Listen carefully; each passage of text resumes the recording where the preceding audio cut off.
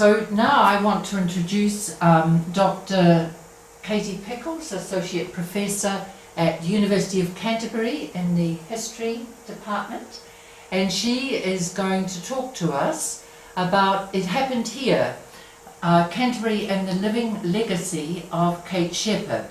And we really appreciate the work that you're doing, Katie, because we all need to be reminded of the story of Kate Shepherd and how important that is for all women here in Canterbury. So thank you very much.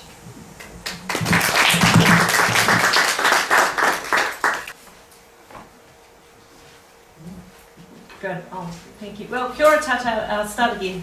And can everyone hear me in the back? Yes. That's good, yes. Great. It's my great pleasure to be here this afternoon. A subject dear to my heart, women's history. I was just being asked, I've been in this job now for 18 years, which is quite a long time, and I was really, really fortunate because as far as I know, it's still the only job in the world, the entire world, that was advertised as women/feminist New Zealand history. And that was a coup at the time, and I happen to know some of the people who agitated for it. And it hasn't happened since either, which is maybe shows us there's still a long way to go, but it was in a very particular moment, just after the centenary in 1993, and this was in 95 when I interviewed. I was flown over from Canada where I was doing a PhD at McGill. I saw the job advertisement. I used to trudge through the snow up the hill and read the Times Higher Education supplement that came out from London, and I spotted the job. I thought, gosh, I would love that job, and here I am still. So one of my favourite subjects and one of my passions really, which is the advancement of women's status in society. Now we can often overlook our local history, especially in this day and age. We're still cringing. There's quite a lot of cultural cringe there can be, and we sort of forget. And those of us who do love history and where we live, we can forget because it seems obvious to us. It's the stories we know, and we're often fascinated, aren't we, by the unknown and the unusual or the exotic, as we might put it. So both of those factors make it sometimes that it happens. Our local histories are not as prominent as they might be. We can overlook it because it is very much a part of our lives every day and where we go. And of course the earthquakes have changed that a lot and reinvigorated people to think about what the past was when suddenly the physical reminders of it and most importantly some people are gone. So let us spend a little time this afternoon refreshing and exploring our knowledge about the significance of women's advancement in Canterbury, which has been and still is a hotbed, it's my favourite word for it, of activity, a proud and long-standing bubbling hotbed. Now preparing this talk has led me to reponder the importance of what I have called in the title here the living legacy of Kate Shepherd. All of us here share that legacy, but what is it and what is its composition? It's made up of a number of different factors and parts and components of Christchurch's history.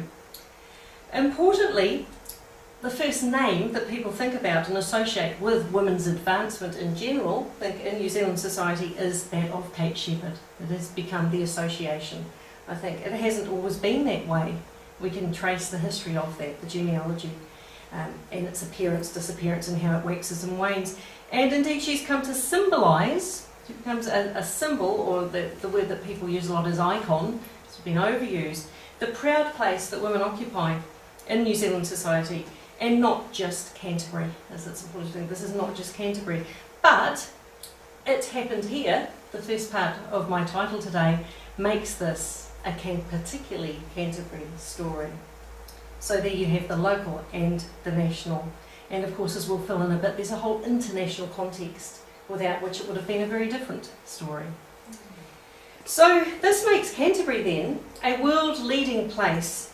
And world-leading is the jargon at the university at the moment for everything. Unless you're world-leading, you're somehow terrible and useless, when in this case, as we can see, it's the local that is the most important in the grounding, as lots of us would argue it always is, and you were just lost without it.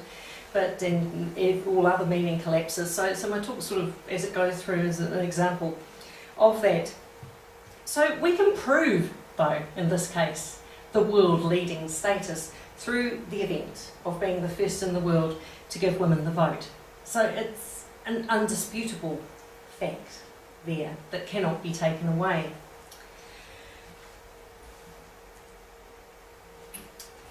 students in my classes at the university, I always say raise your hands if you, well it used to be if you've heard of Kate Sheppard, these days it's if you haven't. And these years really, and if they haven't, you can fairly safely bet that those students have just landed on the shores. They've just come here from elsewhere, largely from the United States, and you can mention equivalents, Elizabeth Cady Stanton, Susan B. Anthony, and they'll go, and they'll have their framework, so that is the figure who they will associate with. After all, Kate Sheppard is on the $10 note, and a lot of people will go, oh, that's the lady on the $10 note, or so they're less than enthusiastic. Now she appears then, and this is a part of the legacy that's most general, and we might say even generic, as a symbol of women's strength. Like if you ask and think, why is she on that $10 note there? In the early 90s was the decision to put her there. It is, I think, of women's strength, resolve and equal status is the message that is there. Now aside from the Queen, she is the only woman on the currency, and that makes her, I think, a literal token. There is that element there that, well, we've got her now, there's one that will do, a bit like my job. So there's like, oh, we've got one of those, she'll cover that. But a theme of what we'll see, and we're talking about today, is that this area of history is everybody's history. And that we'll see that theme come out, the relationship between women and men in the past, and in particular in this place, and how that worked. And that was particularly important. And also the class elements and the ethnic and racial elements are very interesting and integral in there as well, especially in comparison to elsewhere in the world. We were very much world leading at that point. It doesn't mean it was perfect and wonderful and we need to airbrush it, but there was a goodwill that we can quantify there too. So, with all of this national claiming, such as on the currency, a national currency, what I would suggest is that we can lose that local significance. We overlook it a little bit, even when we live here. Not us, of course, but others will say here today. And indeed, how you can see this in the landscape, the National Suffrage Memorial here. Let's turn it inside out. Christchurch actually has the National Suffrage Memorial here, because it happened here. And it did, so that this is the centre, this is the hotbed, as opposed to Auckland has it, it's got there, Victoria and Dunedin. We know it's a national effort, but there is that recognition that this is somehow the centre. And we're literally sitting in the centre this afternoon. So, you see here as well, centres within centres, Kate Sheppard in the centre of the monument, because what has happened and has been at risk as the iconography has grown for the symbolism around Kate Sheppard is you lose sight of the actual person, and it becomes an association of values that is put with her, and often it's boiled down, and sometimes it can even become a trope, some people would say, and a little meaningless. It's used to explain too much and too little, and you think, well, what is this actually about? But here, there is the recognition that there were other women as well at the same time as her, in particular Mary Te Tai Mangatakahia, Amy Daldy, Ada Wells, Harriet Morrison and Helen Nichol, and those women were chosen for their passion and talent. They're also there for the different geographical centres that they represent, and there are people here today who have been involved in that selection and so forth. So that is something that I think we need to keep in mind, because it can get a little lost and you just get this symbol that's boiled down to not really meaning too much at all. So I thought in these minutes we could rethink a little bit of that and what that means. So this current mainstream awareness or knowledge of the name, and what does it mean? What sort of a legacy is it? The suffrage centenary in '93 was really a flashpoint, as we would call it, a time for a thinking, a gathering, a funding of everything that had happened in the 100 years before, and this moment to then move forward. But as we often know, you need a particular significant historical date or event before you get listened to or actually get any sort of action around it. And again, it's that token idea, oh well, we handled that in 1993, we'll wait for the 150th now. So that it can go sort of backfire that way a little bit if it's not there all the time. Well, there are certain groups for whom the legacy of Kate Sheppard has never been forgotten. And of course the Canterbury Women's Club is one of those. So we have a sector who has always known who she was. The National Council of Women is another. So SRO, there are lots of organisations, Federation of University Women, now with its new name, I'm being historical. And so there are those for whom she has always been a part of their memories and of this legacy, and for the particular activities that she was associated with. But that wasn't the mainstream. These legacies have different outplayings and genesis. Well, who actually was she, and what are people thinking of? I always love the caption more than this photograph, because it says Kate Sheppard in old age, which is not the way we would put it today, as if old age meant something. So there it is. As we know, she had many names, and I have some of you here. Catherine spelt differently, married names, maiden names, remarried names, and it's only recently, the historian speaking, that we have settled on Kate rather than Catherine.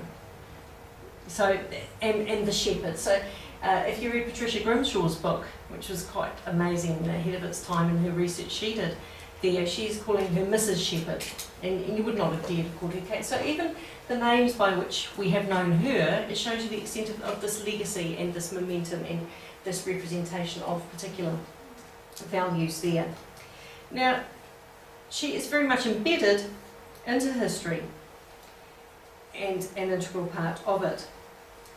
As at the moment, in particular in Canterbury, we are reinventing ourselves and who we are, I think we can consider the place of Kate Sheppard in that, and what sort of, if there is a lot of looking back to heritage and recasting of heritage and contesting the meanings of whose heritage and what heritage, then the moment is surely right to think about the position of the heritage of women's rights and activism within the province that way.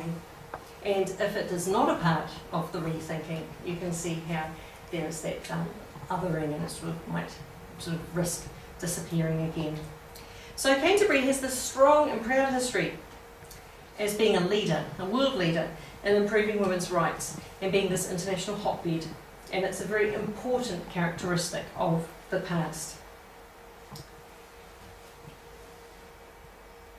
Here of course we are, and this is where, as you all know, the house was built in 1887. Kate Sheppard came to live here with her husband from 1888 till 1904, and that was one of the, not as glorious as it is looking today. There are of course many namings of buildings after Kate Sheppard, and here, tale of two homes.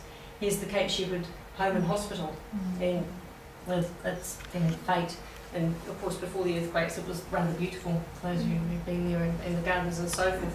So there are many namings, done a lot of research on namings and what they mean and whose names are used. And when a lot of the rest homes are using names of Cantabrian and New Zealand and wider afield women, what are they thinking? Well, they're going cha-ching, obviously, and making profits. But aside from that, they're thinking of the association, aren't they, of what you associate. And it is this sense of sort of goodness and peace and tranquility, but also the sense of pride for the mostly women who are in them as well. So all of this legacy carries on in ways you could never possibly imagine, isn't how names are taken and got a hold of.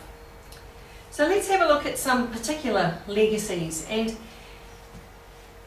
the legacies are huge. They are many, and they are fundamental. And when we say women's equality with men in society, you can break it down into so many different components, and still keep going and trying to get some that haven't happened yet. So, in particular, we could think about social purity as it was put at the time, as a first strand, which was about repealing a lot of laws. And so you have this climate where a lot of the women in this first wave of a feminist movement that is international in scope but playing out locally here are active, raising the age of consent. Until 1893 it was 12. So we often think of the past as a sort of having stronger morals or such things than whatever way you put in the past, but it was 12 years old, the age of consent, and that was seen as leaving a lot of young girls vulnerable, girls at their age, and so and it then went to 14 in 1894 to 15, and 1896 16. So these were some of the issues around women's bodies that were important at that point. Keeping girls out of houses of ill fame. There are a lot of these social reforming aspects that the women working with Kate Sheppard and in their groups were active in. They were also very active in bringing about old age pensions, as they were called, and so catering for all at the golden years end of the spectrum, as well as the youth age. Homes for the needy, those who had nowhere else to go. Peace, of course, as we know, Kate Sheppard's an early peace activist, as we know through her writings, and there were other women, especially Wilhelmina Sheriff Bain around in Canterbury at the time, who were a hotbed for the peace. So it's a whole series of issues and a whole climate, rational dress reform, that were feeding off one another, riding bicycles. I always think there the climate, we can't downplay the geography, the physical geography and the environment, because it was flat here and we took to bicycles like nowhere else in the world, and bicycles, of course, is a symbol of women's emancipation and freedom, that you can literally get on your bike and go off to new places, and you're mobile. That whole social movement that came about. So the actual Canterbury landscape there is, and Claire Simpson's done a lot of work on this, was not to be ignored. As far as equality in the law, we're also concerned in particular, as you know, there were a whole series of legislative changes that came about at this time. So one of them was equal marriage laws, the move towards them, 1894 Married Women's Property Act, allowing women to own property in their own right, trying to make divorce laws that were equal. There was still a long way to go with a lot of these things, the legacy, but the intentions were started: economic independence, equal pay for equal work. And a lot of these obviously have still to be achieved properly, but the intentions and the talks were there, which if you actually read some of the intentions, it can be a little depressing. You could take either side, couldn't you? You could say, oh, this is very depressing, not much has changed. You go, gosh, just about everywhere to go for. So the bright side, the dark side of those. Who was doing this? What was this climate, or where was it coming from? And that was where it was groups of women, and Canterbury Women's Club was formed in 1913, but it comes on line as a part of the women's club movement. And the women's club movement is happening around the Western world at this time, as through the 19th century there have been more flattering depictions of women in society. It arises largely through church groups often, and the Bible, sermons, more flattering passages, and women's groups within churches, and they start showing women as worthy and noble and moral and pure and even righteous, and with a place to actually play in society, whereas before it was the more negative portrayal. So there's this climate that's happening internationally. It's happening here, and that is how Kate Sheppard comes to her work. It is through being what we would call, as historians, a clubswoman. And she's involved in, as a lot of you often know, a lot of women who are active in clubs are active in more than one. It's very unusual to just go to one, isn't it? You go across a whole range of clubs. What's unique about New Zealand and what happens here is, because it happens first, the club movement sort of unites around the suffrage, and as it doesn't, where, of course, obviously it takes a lot longer to happen everywhere else, and that's often seen as a bad thing with what happens after the heady days of the vote here so early, that club movements sort of, like the National Council of Women goes into recess, so etc. that sort of thing. So if we're thinking about it happened here, what I'm sort of moving on for us to think about is, why did it happen here? What was it about here that made it happen? Was it just the flat landscape and the bicycles? Was it certain individuals? Was it the climate or the government or something else? There are all these factors that come into it, and as we know, and as going against perhaps the $10 note analysis would say, it's a whole series and fascinating of chain of events and individuals and institutions and so forth. There's a catalyst of Mary Levitt from the Women's Christian Temperance Union who visited here in 1885, and that's when the campaign really got going. It is about Kate Sheppard's leadership, but also a whole series of other women who are leading and doing the work as well. And it's about the context of having the Women's Christian Temperance Union, and that's about the whole platform of colonial feminism and all of these issues of which I was just outlining a few of them. So that is a little bit about how it happened. What is important about this for the legacy that fits in with Canterbury, and I think we often need reminding about this, is that it was quiet, relatively speaking, and orderly. It was inside of the law. It involved letter writing and public speaking, meetings, leaflets, petitions, as it was happening in the space we're in now. It was not about bombs and civil disobedience and the other radical techniques that happened later on. So earlier and peaceful is a characteristic, and so it sets up this very peaceful, we might say, rest home-ish atmosphere, doesn't it? You're not going to name your rest home after your civil disobedient woman. So it's very much a part of the legacy, I think, that it is a law-abiding, peaceful, respectable legacy that is here, which is a local factor. And of course the petitions in 1891, 1892 and excuse me, 1893. Well, enough sort of about that for now. I wanted to focus a little bit on some other women. Now, we could be here for the rest of our lives talking about women in Canterbury's past, and we definitely don't want to do that. So I'm sure you would think of others, but I'm going to pick on two because they were foundational members of the Canterbury Women's Club. And you can see with them, I think, already the moving forward of the legacy of Kate Sheppard by this time. Kate Sheppard was a member as well and around, but these two are a little bit younger. They're slightly younger women. They've grown up as the next generation. And what is it about them that is the same, or what is it that's a little different? How is the legacy moving on a little bit? And what I would say here is it continues and, I was going to say, staunchifies, it's probably not even a word, but strengthens the commitment to reform. And Blanche Bornhead, does anyone know what sort of reform you would associate her with? I think I heard the prisoner reform.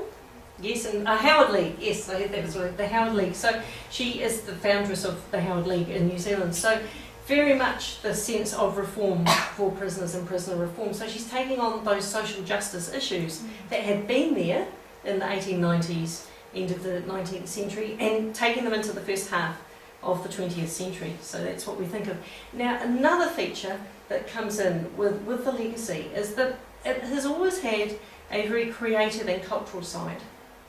And with her, you see her as a writer and a poet.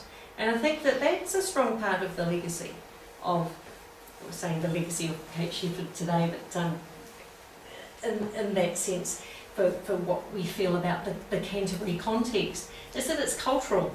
It is very much to do with arts and crafts, and we can link that in internationally too, but locally it plays out culturally and biculturally as well, in a lot of the interests in culture, legend, mythology that is written about too.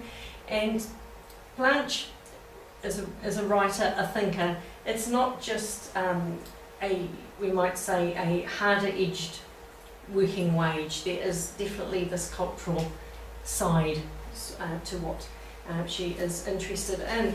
So that is, it's one of the foundational members. And so by 1913 you can see that legacy and you can see it moving on.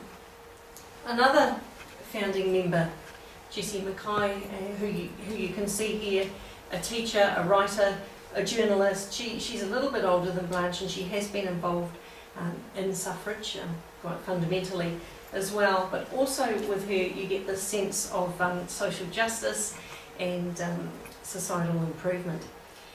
And I was going to read you one of her poems. Has anybody read her poetry? I was recently using her poems she's from the Rakaia Gorge, and I was doing a little bit of work on the Nor'wester, because it's such a vital part of the province and identity, pre-European contact, post the works and how it works. I was interested in that. But her poetry is, you can see, I think we would say, the influences of her Scottish ancestry coming out of there and what she was reading at the time very much. And she's sort of creating folk legends and folklore for the new place, where she lives. This one is sort of about the loss of love. I came to your town, my love, and you were away, away. I said, she is with the pale white saints, and they tarried long to pray. They give her a white lily crown, and I fear she will never come down. But oh, the pity! But I had grey and wan to come to your town and plead as a man, and you were away, away.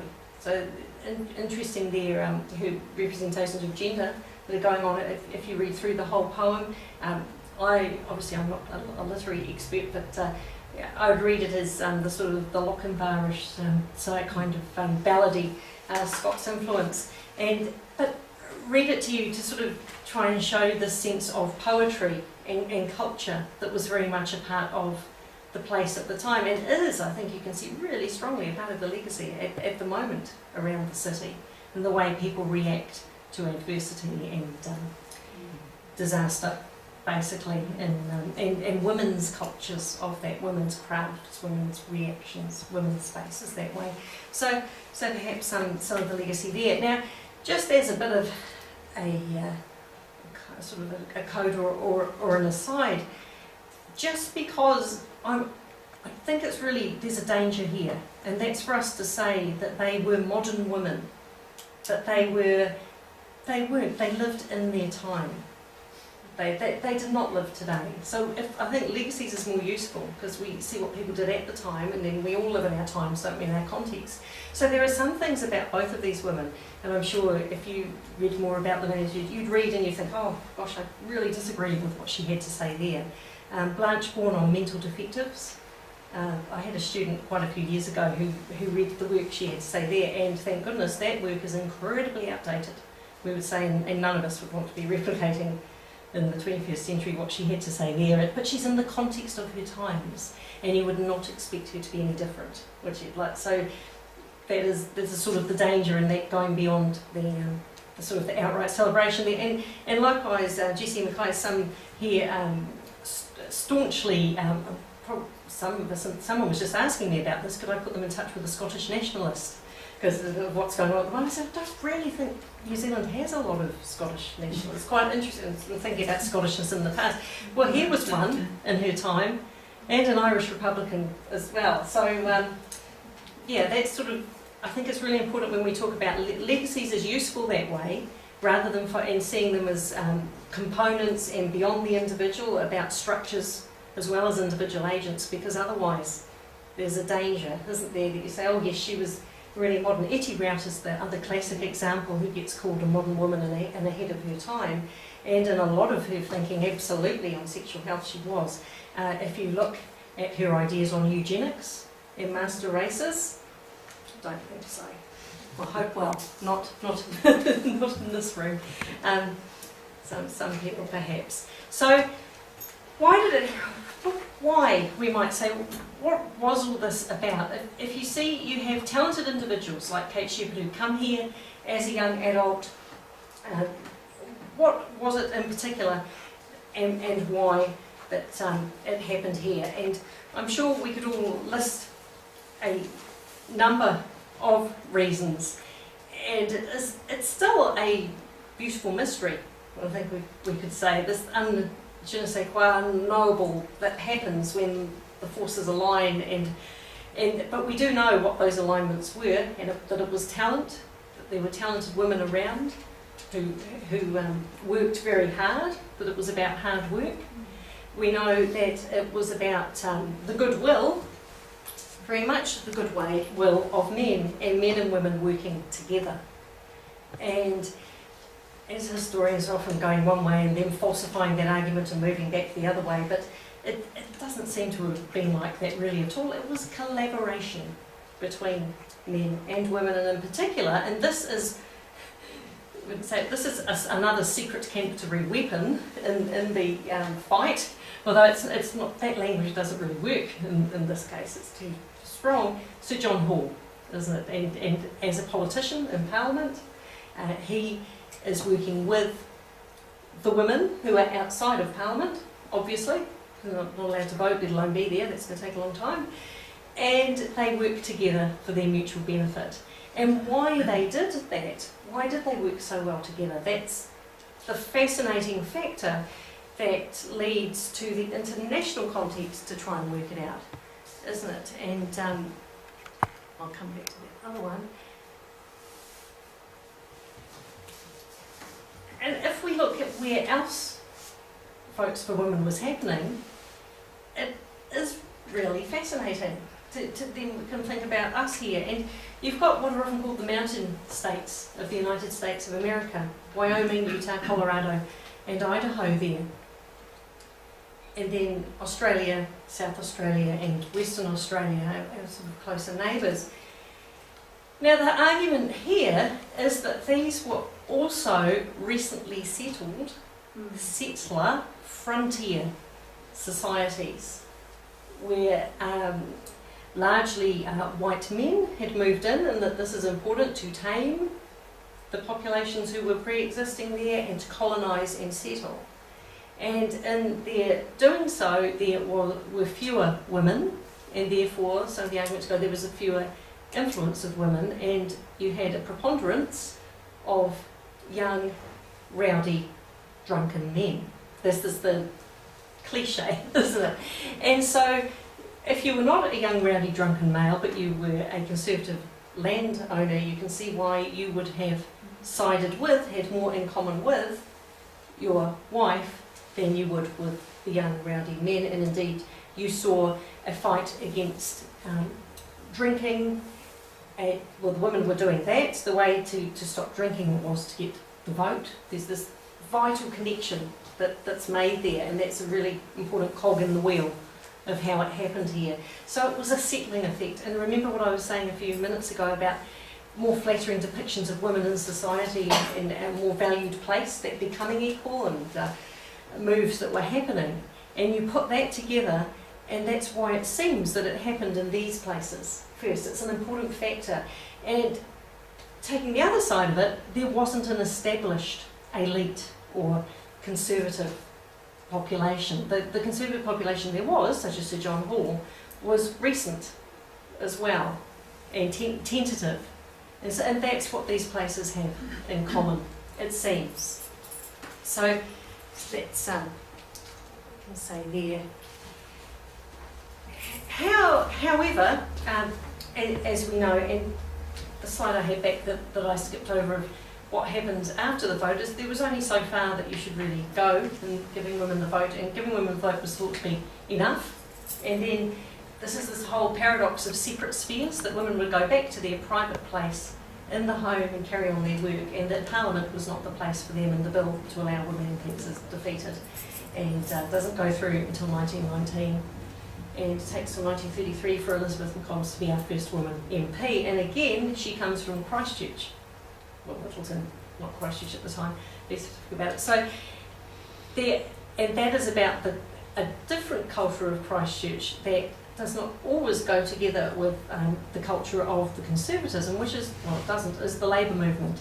And so she comes from Terence McCombs and the labour movement, and William Pember Reeves and the whole cultural side of Christchurch and that history there. So they collide and they merge and they move in fascinating ways, and these legacies come together, and in this case you have a celebration of the first woman MP, and we've been doing the stats, but I think we can fairly say we've still had more than any other region in the country, and currently enjoy a a renaissance, more than ever. The numbers, yeah, but yeah. So this is what we can say about that there. So, all of this that I am suggesting, you can see there's the positive side in this idea of progress, isn't there, and legacy and continuing achievement, but there are dips in legacies and down moments and forgettings. At the time of Kate Sheppard's death in 1934, she has a huge funeral and she's internationally known, she's nationally and locally known amongst a lot of people, and there is this sort of, a lot has happened though in women's lives since Votes for Women, and the status has often been challenged, especially during the Depression and hard times when women's lives take a real turn for the conservative and jobs for married men, women back into the home and so forth. You've had World War One, where women as the reserve army come on out and keep the country going and so forth. So there've been she's seen a lot happening during this time, and the legacy being recast by that. But at the time of her death, she is a stateswoman, I think we would say, and has that respect, and the legacy is there for what has been achieved. At least it's there in that general sense. Now after that, her name sort of goes away in a lot of circles. And some might argue so does the equality in some ways. There's a waning there, and it takes until the post-war years. It's a very mixed bag post-World War II. It really takes until the 1970s and 80s for most of the groups in society to start thinking about her again. Now meanwhile, I say this double-edged because clubs like us here today would not have forgotten about her ever. So, but they become an undercurrent. It's not the mainstream. And then you get her reinvention with the second wave of feminism, the Kate Sheppard Women's Bookshop. You have a more public and out there. You get, and also again Mervyn Thompson. So you get Rachel McAlpine Lacey. You get through the arts and cultures, who renaissance and coming back. And importantly, she's written into the school curriculum, which is another one where young people are introduced to her. Now this is where I started, because we were talking about her, and by this point it's what she means, what she represents, rather than who she actually was herself as a person. And this is what we think about legacies. But if we are thinking of this whole idea of legacy, I think women's history is everybody's history, when we're talking. And recent coping, especially in our province, has shown that the sexes have by and large worked together. And this, I am suggesting to you, is a legacy of an early relationship. That also, though, within that early relationship, there was recognised a need for the separation of the sexes as well, and for clubs where women gathered to constantly seek improvement, networking as we might call it.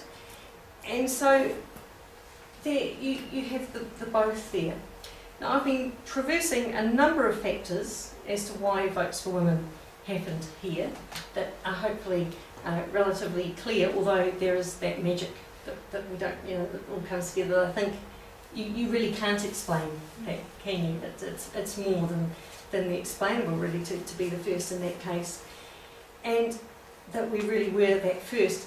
It's not just, as I've been suggesting, a history of international and national significance, but it is definitely one of local ownership. It's the ownership here. And not an ownership of paying your money and having it, but it's one that everybody shares in for free. And the Canterbury Women's Club is very much a part of this history and of the legacy, this legacy that was built up of women's strength and value in society. I think most people, when what they associate with the legacy of Kate Sheppard is women's value, strength, equality. There's this strong woman's sense, whoever or whatever type of woman you happen to be. It's a history punctuated with cultural and social pursuits, as I've suggested to you as well as economic and political aspects, and often differences, of course. Now, as we've seen, the living legacy of Kate Sheppard can be broken down into particular influences or explanations, but at its most general, it's a legacy of equality and harmony between the sexes, and you don't get that legacy elsewhere as you get it here with how votes for women happened. It is quite a the Western Mountain states you get it more so, but here it seems it really is to the fore. Now, it's also accompanied, the more you think about this legacy, of feelings of truth, a sense of truth about it, of love and peace and care. It's very much what we might call a gendered feminine legacy that was about. So what better a legacy really could Canterbury wish for? It seems a very sort of watertight, secure and positive legacy. There's not really much to object to there. And it happened here. And it continues to offer great hope in the present. I think it's a very hopeful legacy, and a lot of hope for the future as well. So thank you very much.